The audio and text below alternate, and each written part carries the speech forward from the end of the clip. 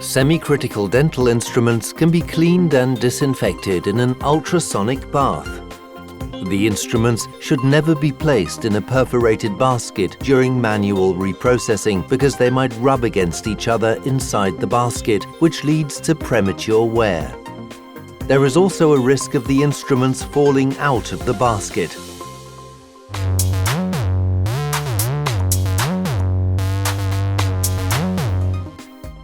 Once the pre-cleaning step has been concluded, the rotary instruments are thoroughly rinsed under running demineralized water. After that, they are placed into a suitable burr block for neat storage during reprocessing. This also prevents the rotary instruments coming into contact with each other and holds them safely in place during the process. The burr block is then placed into an ultrasonic bath filled with suitable detergent or disinfectant, for example DC-1. Make sure to observe the immersion time and concentration indicated by the manufacturer of the agent. To prevent possible damage, do not allow the burr block to come into contact with any other instruments inside the bath. The instructions provided by the manufacturer have to be strictly observed during ultrasonic cleaning. Do not allow the temperature of the bath to exceed 45 degrees Celsius because this might cause protein coagulation on the instruments.